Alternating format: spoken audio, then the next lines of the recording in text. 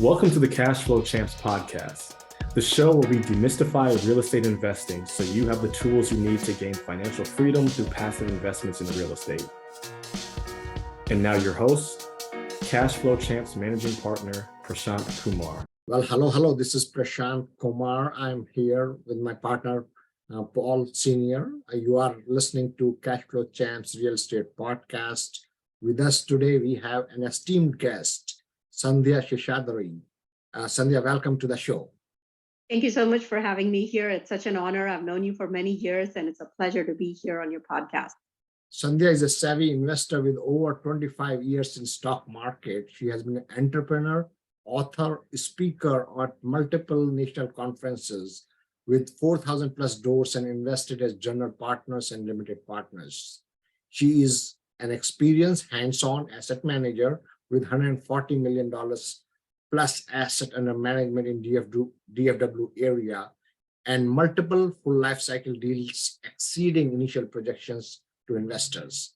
Sandhya loves visiting her properties frequently and serve her communities with periodic resident activities. She's an electrical engineer by profession with over a decade of experience managing large $80 million plus programs with 250 plus person project teams across the globe for a Fortune 500 company. Her passion is to help women, youth with financial literacy and math, and she has been tutoring students for free for over a decade. That's super awesome to know, Sandhya, about your background. We are humbled to have you here. Thank you so much for your time today. Thank you. I'm excited to be here. And like most Indian engineers, I started out with a strong math background, did my engineering, realized quickly that all the sales and financial people were making the decisions in the company. So I wanted to understand that. My company was kind enough to send me to school for a part-time MBA and pay for it. And that's where I got all my financial knowledge. So I moved from technical roles to management roles, business roles, and in parallel was part of several investor clubs. And that's where I got my knowledge of the stock market. And so when I had children, I went full-time into trading stock while spending time with my kids. And I got into real estate because I was looking for a way to save on taxes. And I skipped single family completely because I just didn't have the confidence to be a handy person doing all these fix and flips and stuff. And I figured like the whole 4 T's, the tenants, toilets, trash, and termites just wasn't exciting. So I attended a weekend seminar actually by Brad Sumrock, who you had interviewed today. And I was sold on the whole asset management side because project management, program management is what I've done for a living in my company. So, monitoring KPIs, having a close watch, but having on-site teams to do the day-to-day work for you, right? The leasing and the work orders, et cetera, just was appealing. So it was like a perfect fit for what I was looking for. And that's why I got into it a little over 4 years ago, started out investing passively because, before you become a pilot, it's good to be a passenger. I always use that analogy and understand what turbulence could be, et cetera, before I have to take the reins and try to navigate all of that myself. So I was a passenger first, and I became a co-pilot with more experienced sponsors. And then now I'm a lead, and I love the asset management side, in addition to underwriting, with my math skills, being an engineer. And I think we all have to raise capital, so we do a little of everything. So what had inspired you to come into apartments? You were doing a good job, you were making money, your kids were happy. What inspired you to come into apartments, and then chasing, these folks, the property managers, tell us a little bit more about it.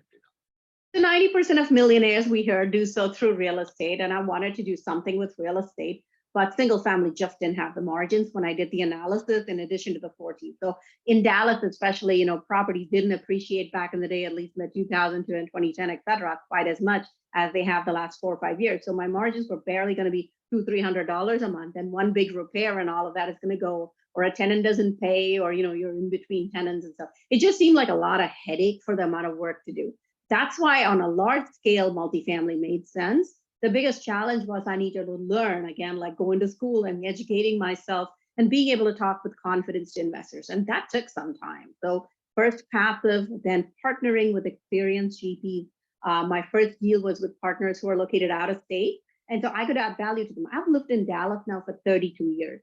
So I really know my market. I know my cities in and out. You give me an address, pretty much in 5 minutes, I could tell you if I'm even interested. So I don't screen 200 deals to find that one gem. I already know based on address if I'm even slightly interested. And then now that I've done so many deals and looked at so many deals, I also know what's a reasonable price per door for that vintage of property in today's market, right? With the rising interest rates versus a year ago or 2 years ago. So I don't have to screen a lot of deals, but that's one of the strengths I bring in. So when my partners were out of state, had done single family, et cetera, and small multifamily, they wanted to get into the Texas market. So it was a good partnership, and I found them through my mentoring program, and that's how I got started in my journey. And that's why it made sense. Is going by myself with no real estate background was too scary. So there's no way I could do it unless I had people with experience guiding me. It's like trying to pilot a plane with before you've even been a passenger or a co-pilot. You know, it's kind of scary. Awesome, awesome. Well, the experience speaks loud for itself, without a doubt. So tell people, what is asset management, and from a high level, I mean, why is it important in being part of a syndication team to have a good asset manager on your team?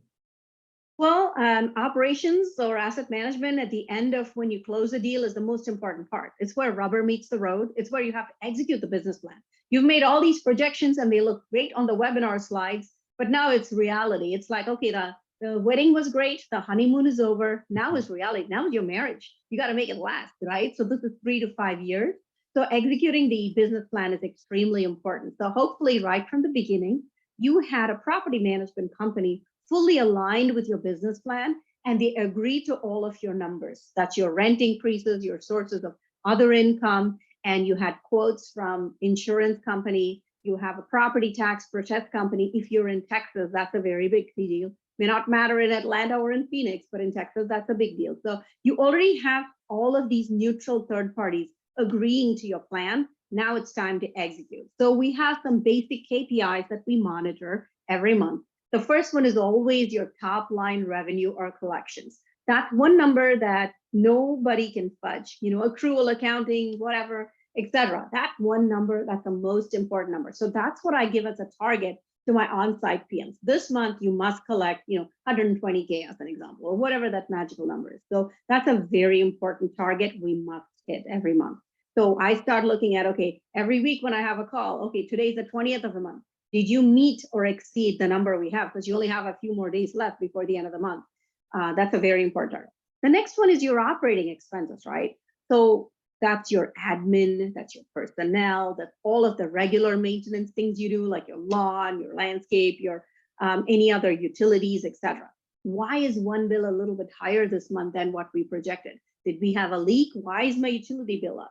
Did we have to hire extra personnel because it's the first few months? Why is my personnel cost 25K instead of being 15K, et cetera, right? So you monitor your operating expenses because your top line revenue collections, which is your rent plus other income, minus these operating expenses is the next most important metric, NOI, net operating income.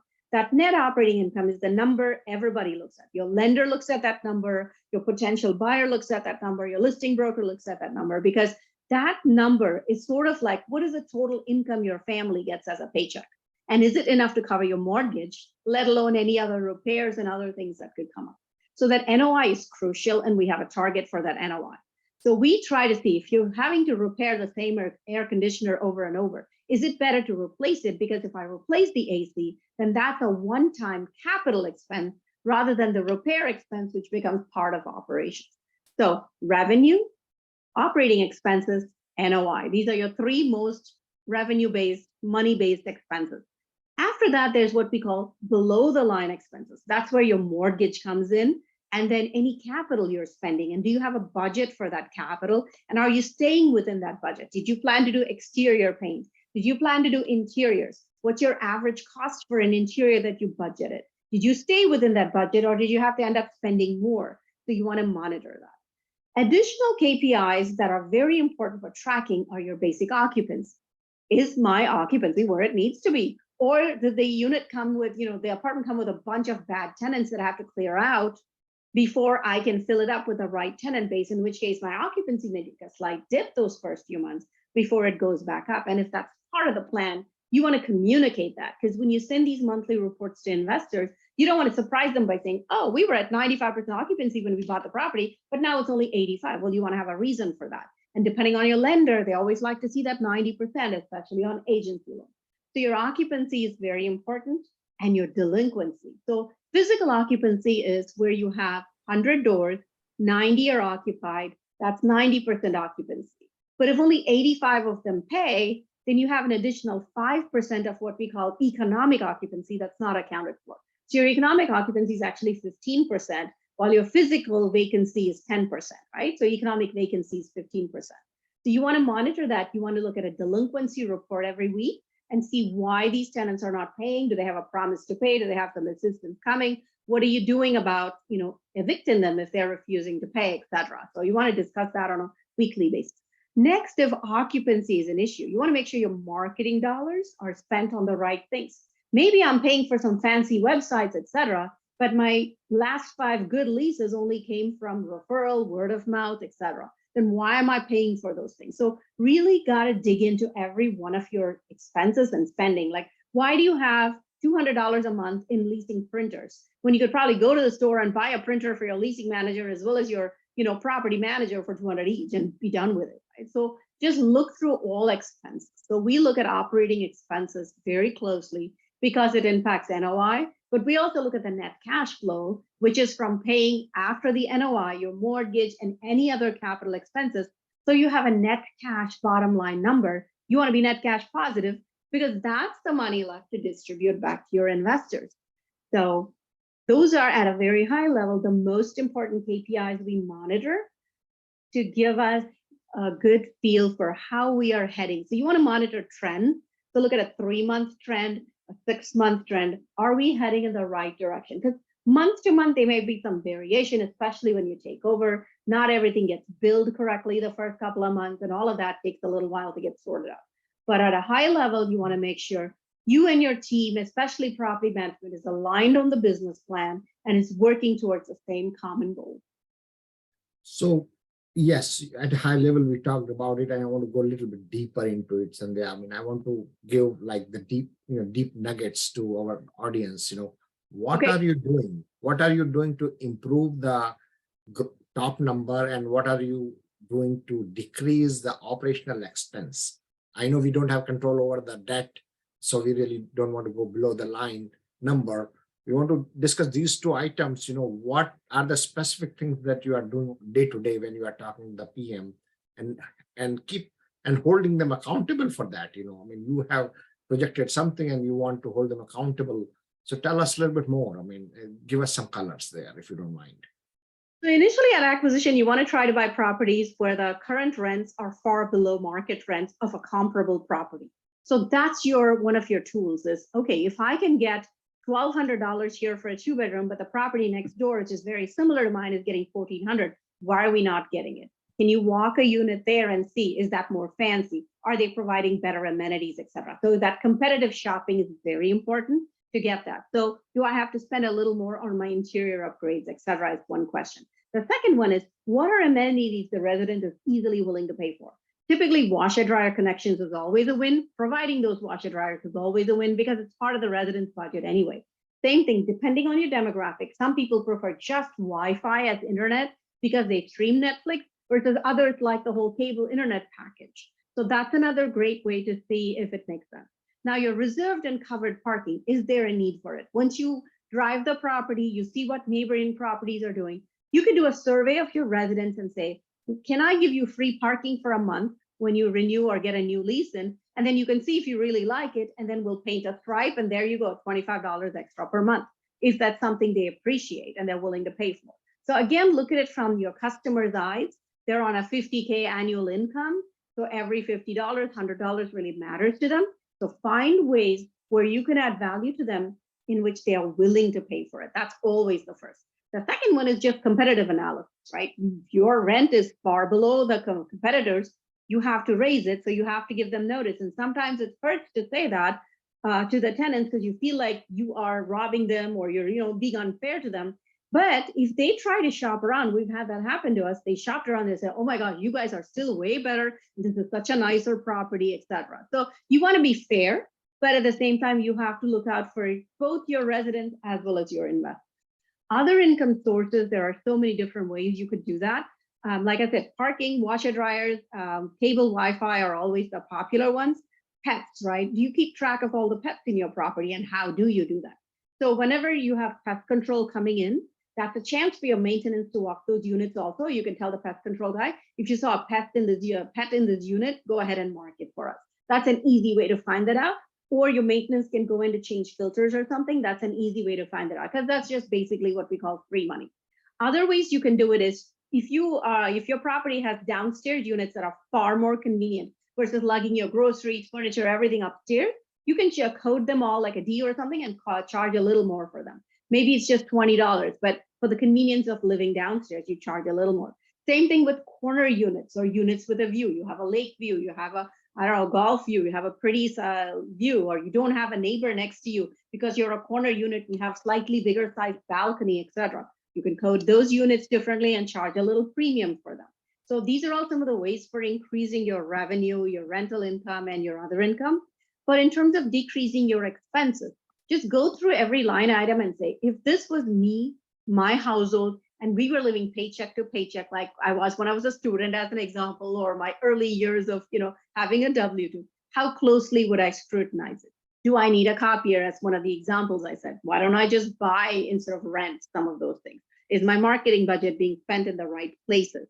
What about outsourcing only the things that my maintenance can't do? So we get a HVAC certified maintenance person, so we don't ever have to call somebody else for air conditioning repairs, because that can get expensive for us.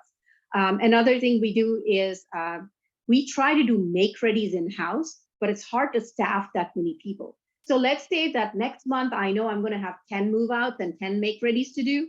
Then I will see if my property management company can just loan me people for that week. And so I just get charged the extra hours for that week instead of contracting the entire unit upgrade elsewhere, because whenever you contract things out, the expenses get a little more out of hand. The other basic I always say is if your unit is already pre-leased and it's in high demand and you're already renting it at market rent that you need to get to, why do fancy upgrades? Don't do fancy upgrades. Stick with a basic make ready, and a nice paint job can do wonders to a property if you're already pre-leased at your market rent, because then it's a potential upgrade for the next buyer to do it. Because if you did everything at a platinum upgrade, then in 2-3 years when you're selling it, there's not as much upside left for the next buyer. And then keep track of that. Outsourcing your materials directly, maybe from a supplier. Like there are some people who buy bulk flooring, as an example, directly from China. Some of the vertically integrated companies do that, but we also know some direct suppliers. So they can get it to us a lot cheaper than the typical companies from which our PM outsources it. Some of them can even install it for us. So find ways to do that. Always get 3 bids for everything. So whether that's your lawn and landscape, your pest control, etc., get bids. Something as simple as valet trash or just trash and pest control. Let's say you're not billing anything for trash and pest control, and you say, I'm going to charge you $5 extra for it. It may not seem like much money to you, but at $5 times 200 doors, you're $1,000 a month. That's $12,000 a year. On a 5 cap, that's $240K. So little things quickly start adding up. Find the hidden pennies in the couch. Where else can you cut back on your expenses? So line by line, right? Admin, website. Is your website really necessary? Can you do a Facebook marketplace kind of ad and just push your property that way instead of having a fancy website? Where do your leads come from? Track that. Salaries is a big one. So if you can do your work with fewer personnel, that's always going to be a big one. So in one of our properties recently, at the time of takeover, we needed more hands on deck just to get everything turned and the right kind of residents, etc. But once we settled, I would say at about 5-month mark, 4 to 5 month mark, we didn't really need a leasing assistant. So what we did, we took our property manager, gave her a bit of a raise because she had done such a fantastic job. And she said she can do without a leasing agent. So right there, I saved a bunch on payroll. So look for opportunities like that. Have those conversations. Like I try to go and have lunch at least once every couple of months, where I just listen to them. I tell them, tell me everything, tell me all your problems. I'm going to come around the middle of the month when you're not busy with collections or with end of month numbers, etc. So middle of the month, I plan, I have a lunch, sit down with them, Tell me all your problems. I'll solve at least 2 of them for you now, and I'll put the others on my list. And so the people who work the job, just like in corporate, the person actually doing the job can come up with the most creative ideas. So they can tell you what things they can do. Another little thing is just lease violation. Somebody sets trash out, somebody's always messing up. There's always the same teenage kids doing vandalism, whatever, at your property. Have cameras to monitor it. And this particular property manager at our property in Carrollton, she just takes a printout from the camera footage and shows it and say, this is why I'm charging you $50. It's your team who did this. Or, they're doing funny business in the laundry room. Like, okay, do you want me to put this out, or do you want to just pay the violation and tell your team not to do this again? So every little thing adds up to being more operationally efficient. So when they know that that lease violation is coming for setting trash out in the wrong place and not really putting it inside the dumpster, they won't do it again. And it sends a message to all residents across the board. Another thing we like to do is community activities. So periodic, like for Easter, we had the Easter bunny out and everybody took pictures and we had an Easter egg hunt. It's a pretty inexpensive thing to do. So we take that actually out of our marketing budget. What it does is it builds a community. And so neighbors know each other. So it reduces your crime, but it's also an opportunity for them to get to know the on-site staff pretty well. So when there's an issue, they feel comfortable coming to you and say, hey, I think I'm going to be behind on my rent. I think I'll be able to pay and catch up in 2 weeks and things like that. So all those good conversations happen. Another big target for us is retention and renewals. So these activities help with that. And when residents realize that we're on the ball with customer service, you have a leak, it's going to get serviced. We monitor how long it takes for them to service work orders because that's part of your customer satisfaction. So we say that our minimum target is 60% on renewals, but we have bonuses if it's 80% for renewals. But it's got to be at the market rent. So what do? We might give an existing resident on renewals an appliance package. Oh, we'll switch your refrigerator out for a stainless steel fridge. We'll give you a new fan. What else would you like? We're going to renew you, which means I don't waste a single day of turning the unit, of getting non-payment, right? Just like, the empty seats on a plane after it takes off. I'll never recover that revenue. So we focus heavily on renewals. I think that's going to be the biggest source for anyone to want to cut costs, is focus on renewals. And if the resident says, okay, I can't afford to pay $200 more, but maybe they're like, you're arguing over at $50. Think about $50 times 12 months. You're talking $600. Today, what is your turn cost? At a minimum, you're talking $3,000, $2 to $3,000, easy.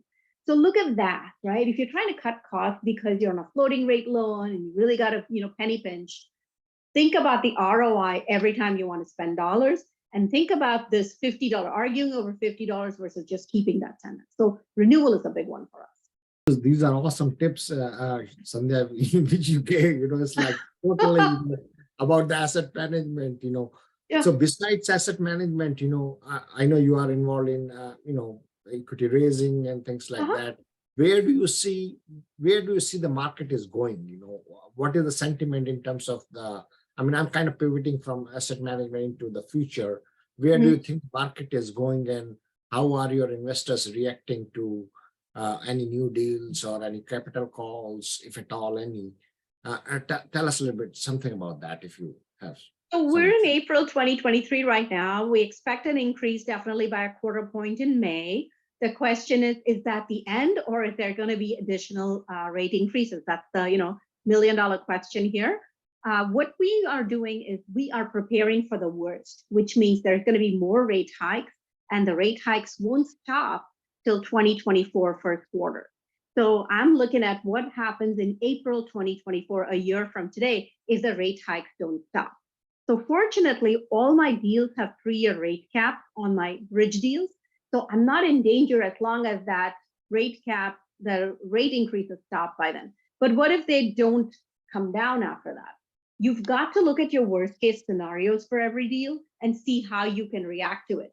Are you better off selling for a slight loss? Are you better off selling for break even versus waiting longer, hoping for the best case scenarios to happen, which may not happen?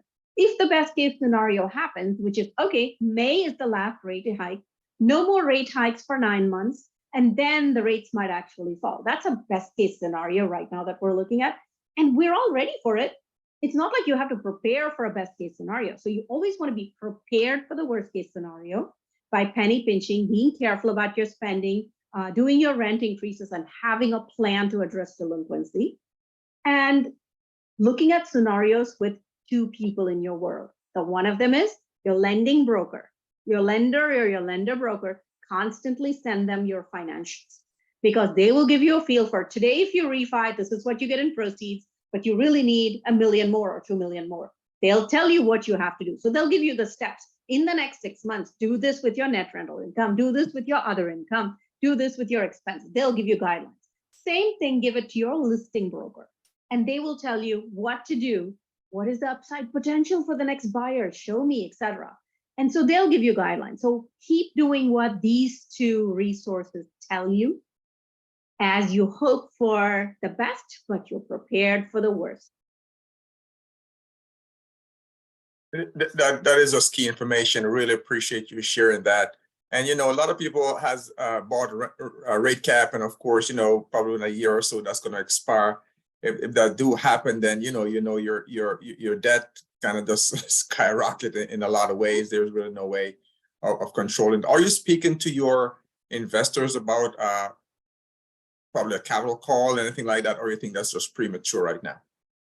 So my deals, thankfully, are not in danger of a capital call because our rate caps don't expire till 2024. And thankfully, these deals have done well. So my debt service coverage ratio is still greater than 1, meaning my net operating income is enough to cover the mortgage. So our deals have done well in that sense. So the other thing is, like I said, we speak with the lender broker and the listing broker, so we know when it's all going to come to a head. And we're thinking March, April 2024 is our time to list. I do have more anxious investors because of all the things that have been happening. I'm also a passive investor myself, so I have that concern. I have 2 passive deals that have made capital calls. So we have the conversation. So every month in my monthly report that goes out in writing to investors, we tell them, this is why we're not at a risk of a capital call. And here are the top 5 or 10 signs that your deal is in distress. And so the first step is DSCR less than 1. I make a lot of posts on LinkedIn as well as Facebook about these things, but that's your first sign. If your debt service coverage ratio is less than 1, look at your loan agreement, see how much that gap is. Is it 5K or 10K, whatever that gap is, try to cover that gap ASAP. And if you think it's unrealistic between you and your property management company to cover that gap, then look at selling, look at refining, because your lender is not, bridge lenders are not going to be lenient on this stuff. They're going to crack down on this. Okay. So in terms of conversations with investors, I have some who are very much like me, math geeks who love their spreadsheets. So we sit like this in a Zoom call and we geek out on all the numbers. And then there's others who say, tell me everything is okay. I said, this is why everything is okay. But just look at these 3 numbers every month when I send you a report. Call me if you have questions. Don't have sleepless nights. And I'll tell you the risk just like it is. I'm telling you, if interest rates keep on going up and they don't come down same time a year from now, we may have a problem. But why worry about something a year from now? Let's keep working on the things within our control, which is increase revenue, decrease expenses, periodically send financials, listen to the advice of the 2 people whose help we're going to need either to refi or to sell. And that's it. That's beautiful. And that gives them a sense of calm, keep their communication going. And then that way, what's your team's take at this point in time? Are you guys still actively looking at opportunities that are coming out right now? Or, how are you going about the current market in terms of business growth? If the deal comes through, it satisfies our requirements of location. We do not compromise at all on location because it's something we cannot change. Very, very particular about that. The second thing is we want a nice fixed rate agency loan with a prepayment penalty that could be stepped down, or it's so good that it doesn't matter. Somebody would want to assume it. We want to get that 5 years interest only, etc. So we have lending criteria. We have a direct lender, DUS lender, who works directly with Freddie or Fannie. So we can lock in that rate early if we need to, which is what we did on our 2 deals last year. So if it satisfies my little box, which is amazing neighborhood in Dallas that I know very well because I live here, all my properties are within a 30-minute drive of my house. So if I have to drive 2 hours out to Waco or something, it's like, I'm sorry, I'm not interested. And so I need that control. I need to be able to drive. So if it fits my box, I will jump on a deal like you wouldn't believe. I won't sleep tonight. If a broker sends me a deal today that I want, I will not sleep tonight. I will do my OD on caffeine. I will drive by the property at night because that'll get me a pulse for it. As soon as you give me a zip code, I'm going to go drive tonight. I can't wait to drive tonight if you send me a deal that I love, and then tonight I'll be underwriting it. because I want to make an offer first thing Monday on that deal if it's that good. And my brokers know my criteria because now I've been in business in this area for 4 years. I have 4 great brokers living in my neighborhood that I could literally walk to their house. And so I have that connection established. So they know if something fits my box, I'm going to go after it. And so, yeah, it's just got to fit my box. I'm not going to compromise. You know, we're fighting an uphill battle. You've got to underwrite for rising cap rates in the future. So there is no compromise. You want to start with tailwind. You do not want to be slightly hesitant and having any doubt. If you have even one doubt in your head that the deal is not going to work, then don't do it, because it's better to have no deal than to have sleepless nights worrying about a bad deal. Sandhya, it feels like talking to you, knowing you more and more every day. You know, it's a great experience. You know, you are telling a lot about yourself, how you think, how you asset manage, how you are underwriting the deals. This is just awesome work that you are doing. I mean, including free tutoring to the kids, which is a great thing. Yeah, it's a passion of mine. I've always been a big believer in math, and I'm surprised that, coming from India, you could probably relate to this, Prashant. I mean, we always emphasize math. So when I come here and I see so many kids afraid of math, I'm like, why are you afraid of math? Just go to the grocery store. The grocery store is one of your best math lessons. So I homeschooled my son for a couple of years. I'm very passionate about that. So we do activities over the summer that's just about grocery math and simple things like that. Math is about everyday life. It's not about doing calculus. Not everybody is designed to do calculus and go into, rocket ship design or something. This is just everyday financial literacy so that you can make ends meet and you can make money in real life doing simple things like, Baba Grump's selling shrimp. You should make money. So you need to understand a basic financial table. Understood. That's all it's about. Your incoming should be more than your outgoing, basically. That's it, right? Input, output. It's just like if you want to lose weight, guess what? Input has to be less than output, right? That is correct. So same concept. Awesome.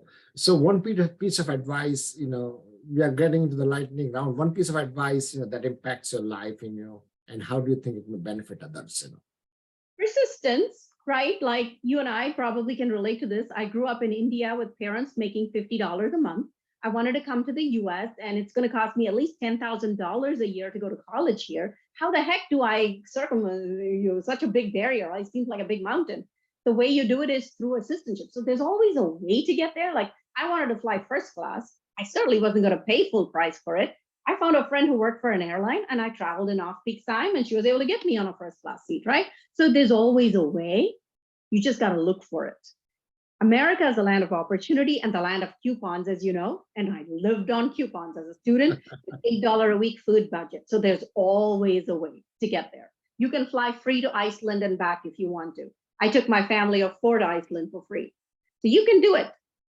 Wow. Share one personal habit that contributes to your success and that you think would help others, So lately I've started believing this more and more, which is, Unleash the Power Within concept by Tony Robbins. But basically I say, I'm unstoppable. If you're going to stop me, I'm just going to find another way around you, to work around you, to go, do my thing. So it's just like the persistence concept, but the same thing. I'm unstoppable. There's got to be a way that I can, whether it's to save a deal or improve the NOI or whatever, there's got to be something. If I'm out of ideas, there's probably somebody who's got some great ideas. I'm going to keep asking. How can our listeners reach out to you, Sandhya? LinkedIn and Facebook is where I post the most. Engineer-capital.com is my website, certainly through Prashant. And if I could say a little thing, I've got this book, Next Level Your Life, where I've written 1 chapter, so you can find it on Amazon. So if you'd like to read the chapter, it tells you a lot more about me and my struggles and how I came to be where I am today. Next Level in Your Life. Is that the book? Yeah, Next Level Your Life is the name of the book, and it's available on Amazon. And it's got some great authors because of which it became a #1 bestseller. But I have 1 chapter in that book. And you'll be inspired by many of the stories in that book. That was my last question. What would be the book that you would recommend? And you recommended one. Great. Perfect timing. Yeah, Next Level Your Life. Amazon. Awesome. Paul, go ahead. No, I just want to say thank you for being on the Cash Flow Champs Real Estate podcast today. You dropped so many good information for our audience to glean on. Just a wealth of knowledge just pouring out, and we're just so thankful to have you here today. Really appreciate you coming on. Thank you very much. I appreciate both of you. This has been a pleasure. And we will see you soon, Sandhya, sometime, in one of these conferences. Thank you. Looking forward to it. Bye now. Thank you for tuning in to this week's episode of the Cash Flow Champs podcast. Cash Flow Champs partners with busy working professionals and entrepreneurs that want to build and maintain generational wealth through real estate. Visit cashflowchamps.com to learn more about us